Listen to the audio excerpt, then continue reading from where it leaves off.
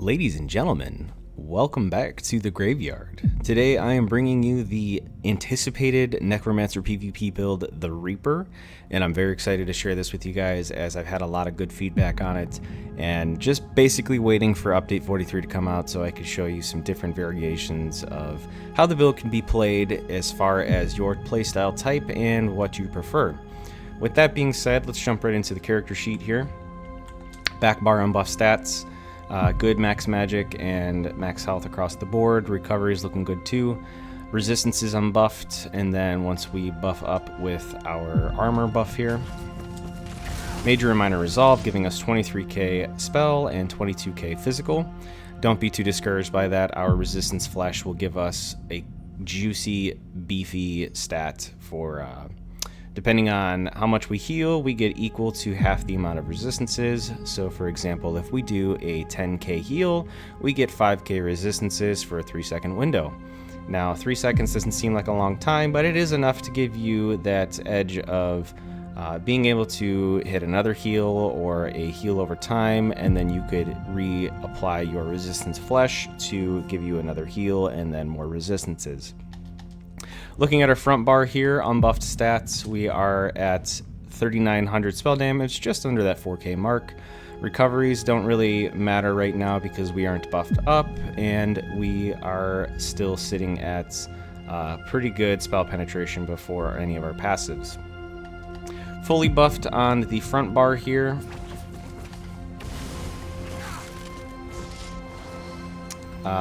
Before our Mystic Siphon, our mag recovery is 1650, stamina recovery 1800 because we have medium armor on, and then our spell damage reaches 4600. Looking pretty good. So this overall is going to give us good tooltips, and then our sets that we are wearing, of course, will buff up our skills as well. I'm going to try to keep this build pretty short as far as length. Some people don't really want to hear me ramble, which I completely understand. So I'm going to get into the basics of the build, and then if you need to pause the video for whatever reason, you can look over the stat sheets and the skills and look at all the tooltips. So we are using the Lover Mundus Stone for that extra penetration. If you feel like your pen's good, then by all means switch it to either spell damage or recovery if you feel like you are lacking in those areas. I do okay though. We are not a vampire. Vampire is not that important since our ghost and our scribing skill will basically give us the same amount of damage mitigation as a vampire would.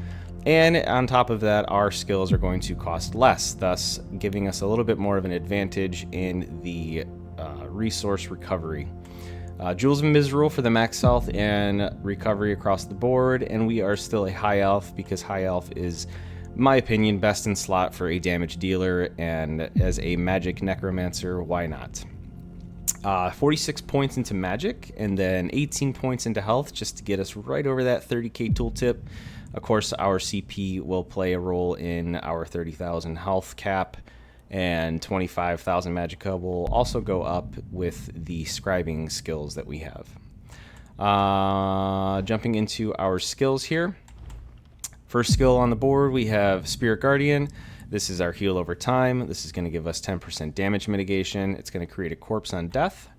Dazing Soul, this is going to be our CC. It's going to give us a little upfront damage, and then every 5 seconds, we will gain 4 ultimates. So with our rotation, which I will demonstrate for you, we're basically going to be getting 4 ultimates on top of the rest of our dynamic ult gen. This will also inflict the enemy with major cowardice for 10 seconds, which is super helpful because in our rotation, that will decrease the amount of healing that the enemy is able to do, thus giving us the edge to burst them down pretty quickly. Mystic Siphon, this is our main damage over time / utility skill. It is free.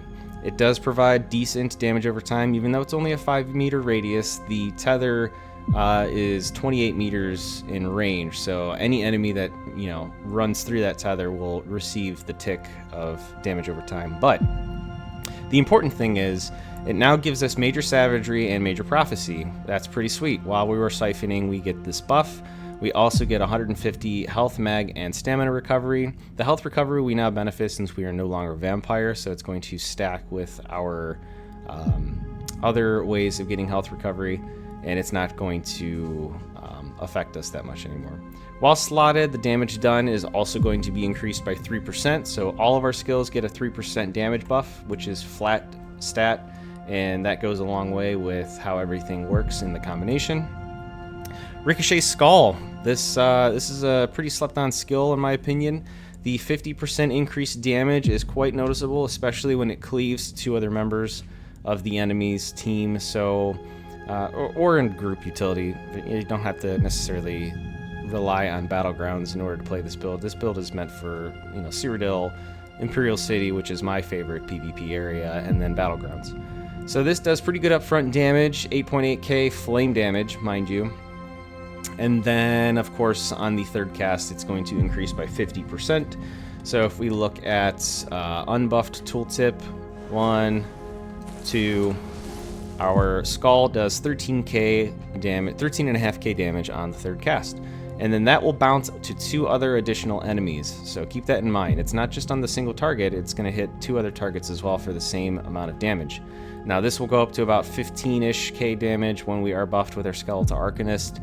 So keep that in mind. Other buffs too from your either teammates or whoever else is in your group, Rallying Cry procs, whatever is going to also buff the amount of damage that this does. Blighted Blast Bones, this is going to be our secondary spammable. It only costs 730 stamina thanks to reusable parts. Great burst damage up front, 16.7k before buffs, of course, and then that will go up to 18.7k with just our Skeletal Arcanist up. So sweet upfront damage. It's going to apply major and minor defile, and that is going to reduce the healing of the enemy by 24%. Animate Blast Bones, same thing. It summons 3 of these little bad boys, so you can have 4 up total if you would like. Only costs 320 ultimate. He says only 320 ultimate as if that's going to be up all the time. Actually, with this build, you'd be quite surprised, so stay tuned.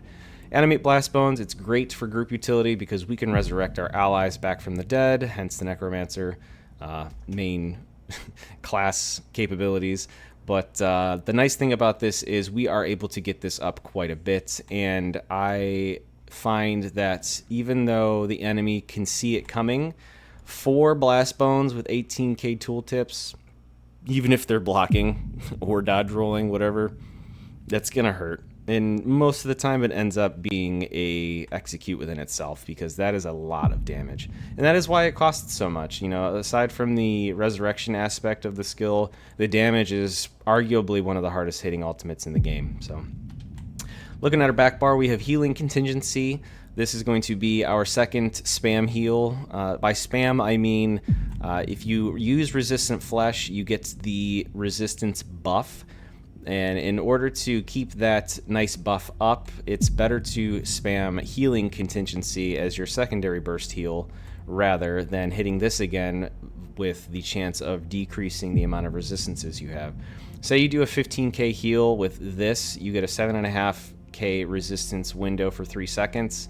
You want to hit this so that way you can spam your heals if you really need to. It costs less. You'll have the ghost ticking on you, so you're going to have a little heal over time.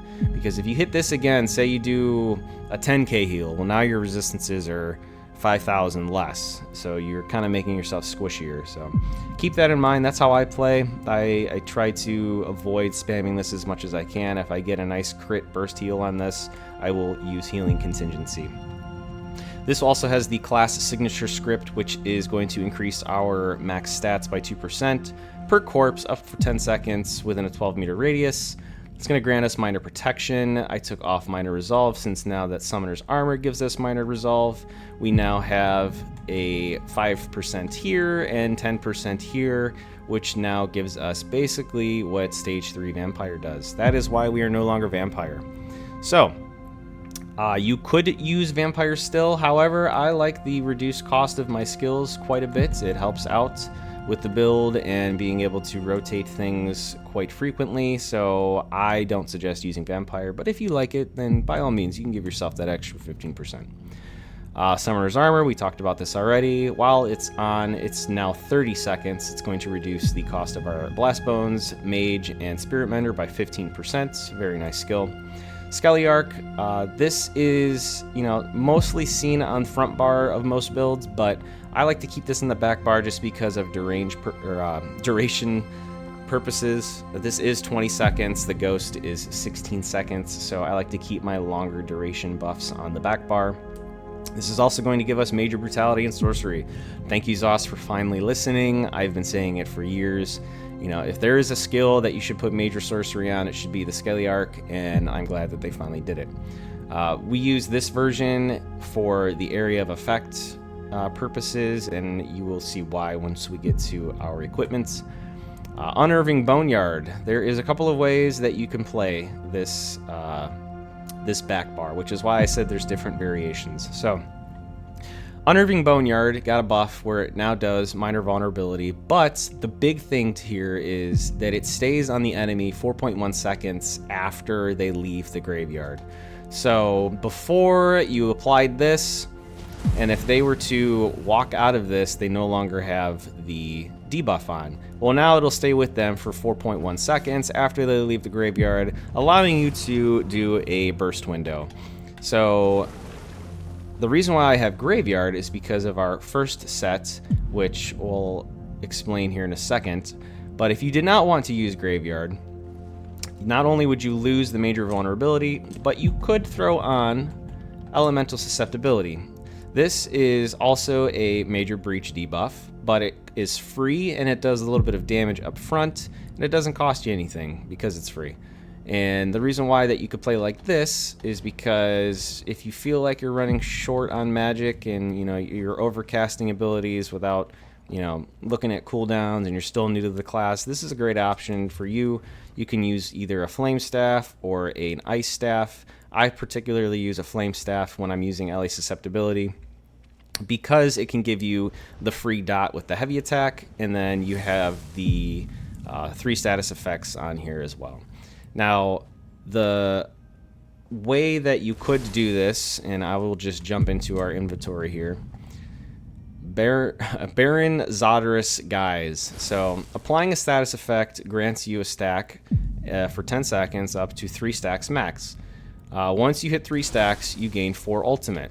So basically, every time you're tapping this, you're giving yourself a stack and you're giving yourself 4 ultimate. Notice how my ult gen down below, see how quickly it's stacking up?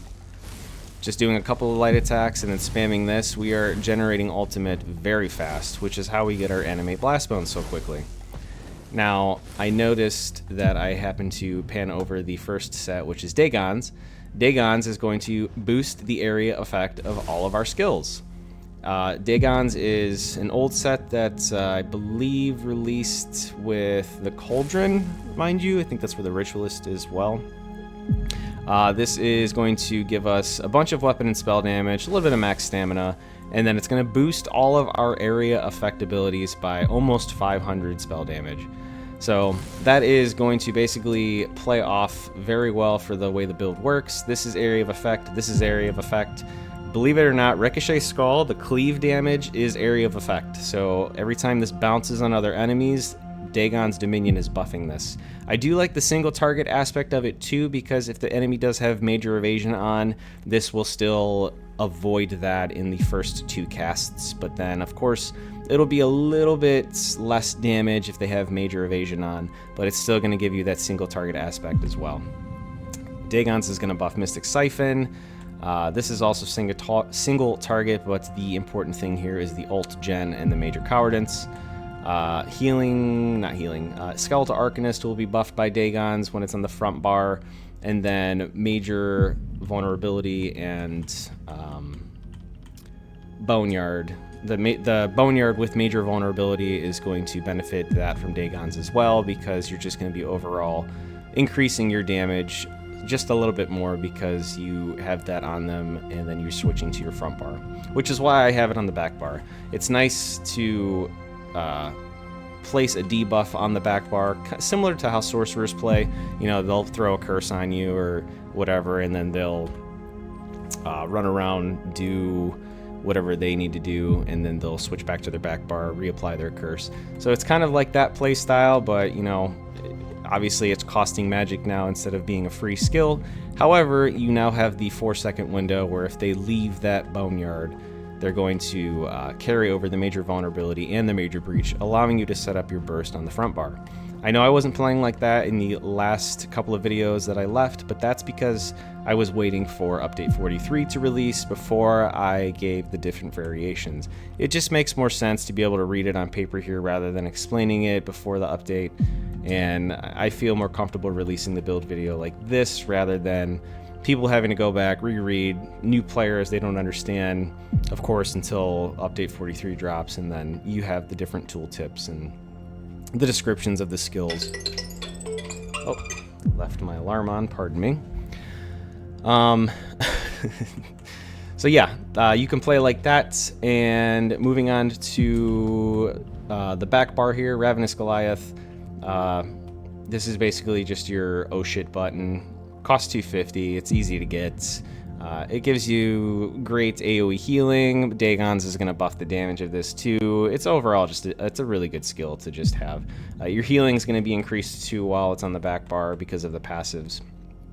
I believe it's called yeah, Health Avarice or Avarice. I don't know. I don't speak English, so increase the healing received by 2% for each Bone Tyrant ability. So you're going to get an extra 2% on top of your heals, which benefits you not being a vampire anymore. So, yeah. Moving on to our gear again. So you saw Dagons, you saw Barons. We have One Piece Trainee. And then our back bar is, of course, Wretched Vitality. Wretched Vitality is a great overall just recovery set. It's going to give us our buffs that we need for keeping those recoveries nice and juicy. As you could see here, actually, Summoner's Armor alone will proc both of these, giving us the 260 and 130 magic and stamina recovery, which is 1700 and 1900. And then, of course, once you hit a tripod, we're at 2200 mag recovery and 2300 stam recovery. So very, very good recoveries across the board. That goes into Battlegrounds as well because our CP isn't set up for recovery, thankfully. And it definitely helps the build out quite a bit. So that's it for the gear. Oh, no, it's not. I'm sorry. We have the jewelry here still. Running 4 mediums, 1 light, 1 heavy for the damage. These are the enchants. I'll let you pause the video if you'd like, and you can go over all of the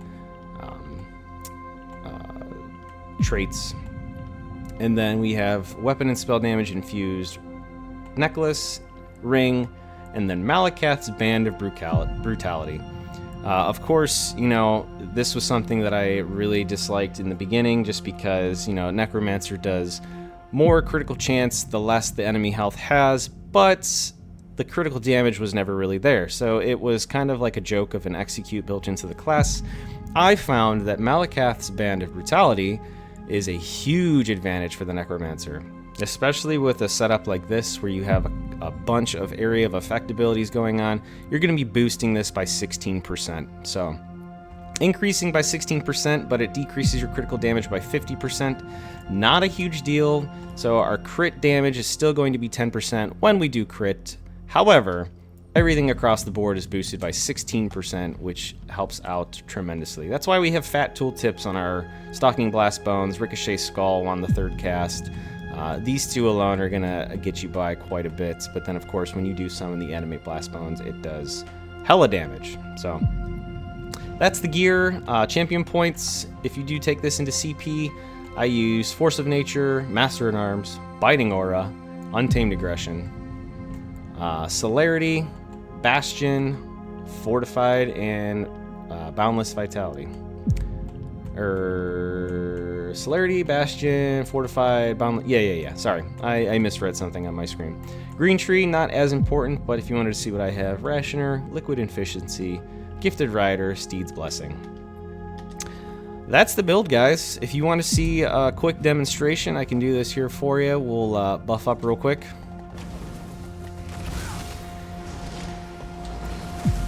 So then you basically start off with a Blast Bones, Dazing, Skulls, Skulls, Blast Bones, Skulls, Dazing if they're on cooldown, Skulls, Blast Bones, Skulls, Skulls, rinse, repeat. Now, when you put in the animate Blast Bones, you kind of can just sit back and they'll take care of it for you. But yeah, it's honestly a lot of fun. It's a very nice build. It complements the Necromancer very well with the buffs that it received this patch. So if I missed anything, please let me know in the comments down below. Definitely give this build a try. If you don't like the Inferno staff, I used I used power for extra healing just to boost our resistant flesh heals, giving us basically more armor for that 3-second window. If you don't like doing that, by all means, use an ice staff for defending. You can still use this with elemental susceptibility, or you can keep the graveyard. Or if you don't like using a destruction staff at all, then you can obviously use a restoration staff, get some major mending, and then you can change your ultimate to the what's it called? The restoration staff ultimate, which gives you basically a bunch of healing and then 3 skills for free. So yeah, with that being said, guys, I am going to hop into some BGs, have some fun with this guy. Be prepared for the Corpse Buster build that is coming up very soon.